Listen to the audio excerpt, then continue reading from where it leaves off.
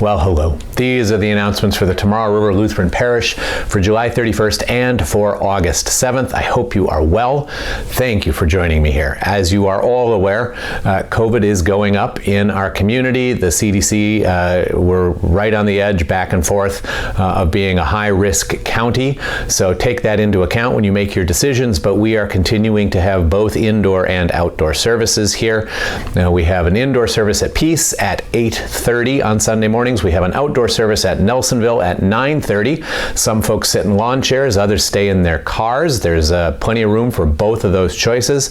And then there's an indoor service at Nelsonville at 10:15. We do have people who choose to mask at the indoor services. If you choose to mask, that is fine. It's your prerogative. No one's going to look at you funny. No one's going to give you the side eye.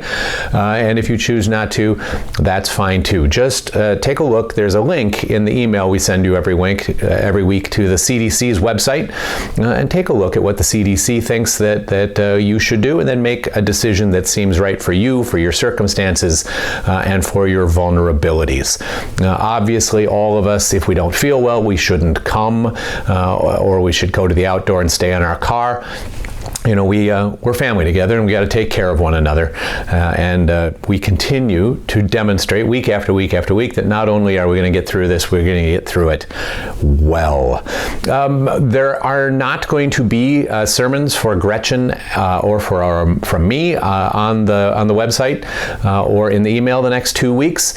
Suzanne will plug in something that is sent to us from the Synod.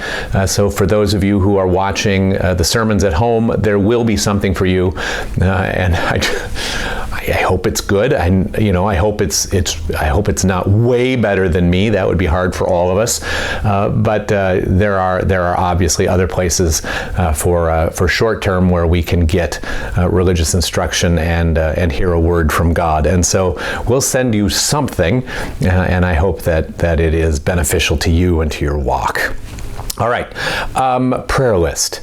It's always up on the top right corner of the website, and I have nothing new to tell you about anyone on the list. We still have the 3 families in the immediate stages of grief. We continue to walk with them and with others of whom we're aware who are still bereaved. The people on the list who have been recovering, as far as I know, continue to recover, and those who are suffering continue to suffer. And so I invite you into faithfulness in your prayers, and I invite you into to acts of mercy and grace as you encounter those people. We should underline here, though, again, that the hospitals have stopped telling us if someone's in the hospital. We don't know. And so if you are in the hospital, or if someone you love is in the hospital and you're wondering why the pastors don't care enough to come, it is not a function of our care or our concern. It is that we don't know. So it's a new world, and I don't think that's ever going back. Every time I go to the doctor, I have to sign 9 different privacy things. So do you. And so that is all caught up with us and has broken the link between hospitals, even religious hospitals, and the churches. So if you need something from your church, it is our honor to walk with you. We are delighted to visit you, to pray with you, to care for you, but we have to know. Otherwise, that just isn't going to happen, and feelings will be hurt. We're continuing to support Lutheran World Relief in a bunch of different ways. You're aware that we sort of shocked the world with almost $500,000 coming out of the parish for Ukrainian refugee relief earlier in the year, and we are thinking about warming up for another serious push for Lutheran World Relief in the fall of the year. And so if you're on the fence about whether or not you should contribute, say your prayers and do what seems right to you, but there will be a parish push coming up sometime September, October. And if that works for you, if it works for your discernment, if it works for your taxes, maybe you just want to keep your powder dry until then. In the meantime, both churches are just pounding away on quilts, and so they have a list of things they need, a list of things they can use. If you wanted to show up, they will teach you how to help make quilts that will be sent around the world to people in need.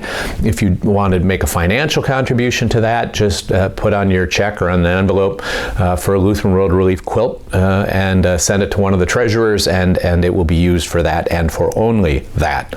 Also, we are making in the parish all three kinds of the Lutheran World Relief kits. We're making the baby kits, we're making the personal care kits that are given to people in refugee camps by and large, and we're doing school kits.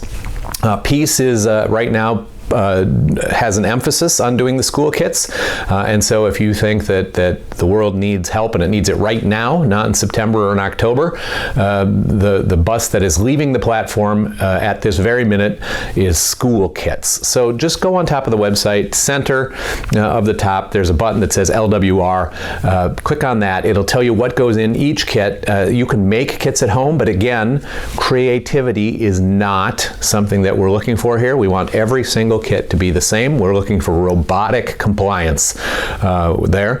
If you don't have that in you, but you do have it in you to buy 600 pencils or 300 notebooks or anything else that is on that list for personal care kits, baby kits, or the school kits, you go ahead and buy that, you bring it in, I'll get it to the teams that are working on those kits, and we will get it out the door to people in need. So Nelsonville is currently just pounding away on, they were working on personal care kits this last week.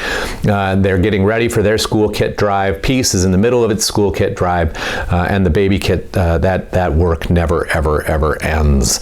So just want to invite you into all of that. Just a couple things that we've talked about before. If you get an email or a text saying that the pastors are in need and they need money for an emergency, it's a scam, it's a lie, it's not true. Don't help the criminals by falling for that sort of thing. The people of the Tomorrow River Parish have been generous and kind to me and to my family, and we are fine. If we did have an emergency, there is no way we would ever send out a text to the world saying, please give me a gift card for BP. It's just not ever going to happen. So those are scams. However you report phishing or scams to your service providers, you should do that immediately, and then you should delete such things. A reminder that our endowment funds are continuing their work, and they are always interested in both people and in gifts.